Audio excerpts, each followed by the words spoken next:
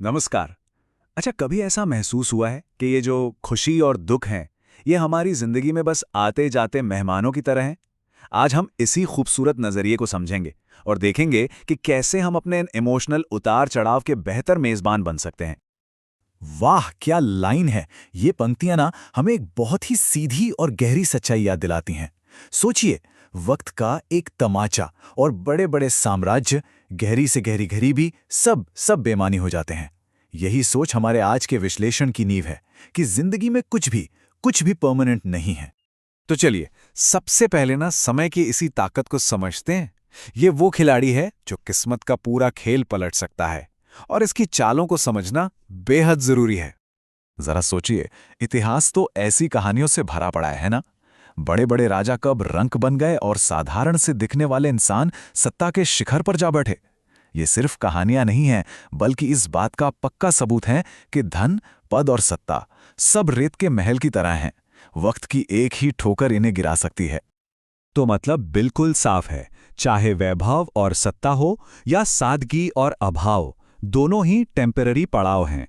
इसीलिए न तो अपनी कामयाबी पर कभी घमंड करना चाहिए और न ही मुश्किलों पर शर्मिंदा होना चाहिए, क्योंकि ये दोनों ही हालात बदलने वाले हैं।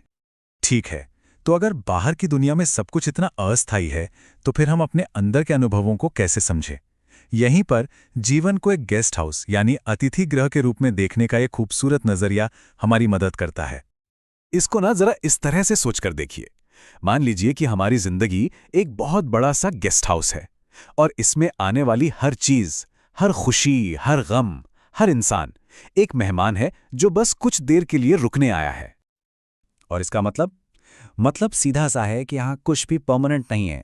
हर एहसास, हर फीलिंग दरवाजे पर दस्तक देती है, कुछ देर हमारे साथ रहती है और फिर अपनी राह पर आगे बढ़ जाती है।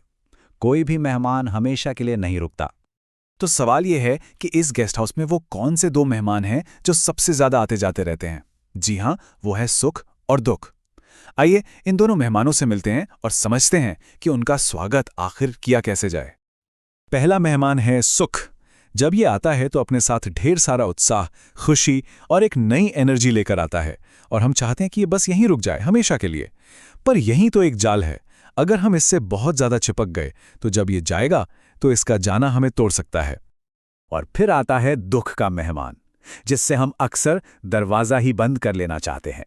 पर कमाल की बात यह है कि ये मेहमान कभी खाली हाथ नहीं आता। ये एक बहुत सख्त टीचर की तरह है जो हमें सब्र, सहनशीलता और अंदरूनी ताकत जैसे बेशकीमती तोहफे देकर जाता है। तो फिर इन दोनों मेहमानों के साथ हमारा बर्ताव कैसा हो? देखिए, यहां दो बातें याद रखने वाली हैं। जब सुख का मेहमान आए तो अहंकार और जरूरत से ज्यादा लगाव से बचें, और जब दुख का मेहमान आए तो बस ये याद रखें कि ये भी हमेशा के लिए नहीं है। यही संतुलन की चाबी है। तो अब असली सवाल पर आते हैं। हम एक अच्छे मेजबान, एक वाइज होस्ट बने कैसे? वो मेजबान जो हर आने जाने वाले मेहमान का स्वागत बिल्कुल शांति और संतुलन से कर सके। चलिए संतुलन के इसी रास्ते को और गहराई से समझते हैं। एक समझदार मेजबान बनने का रास्ता ना इन 3 सिंपल स्टेप से होके जाता है। स्टेप 1, जो भी मेहमान दरवाजे पर है, चाहे सुख हो या दुख, उसे एक्नॉलेज करें, स्वीकार करें। स्टेप 2, बिना किसी शिकायत के उसे विनम्रता से अपनाएं। और स्टेप 3, हमेशा ये याद रखें कि ये बस कुछ पल का मेहमान है। और आखिर में ये सारी बातें ना इस एक विचार में सिमट जाती हैं। खुशी और दुख दोनों ही हमारे जीवन के अतिथि हैं, कोई भी स्थायी नहीं है। ये लाइन हमें याद दिलाती है कि हर अनुभव बस एक पड़ाव है, मंजिल नहीं। और यही इस पूरे विश्लेषण का सार है। एक समझदार मेजबान हर मेहमान का स्वागत सब्र और संतुलन से करता है। असली शांति किसी मेहमान को जबरदस्ती रोकने में नहीं है, बल्कि हर मेहमान को इज्जत से विदा करने में है। तो अब जाते जाते ये सवाल खुद से पूछने का है, आज जिंदगी के दरवाजे पर किस मेहमान ने दस्तक दी है और उसका स्वागत कैसे किया जा रहा है?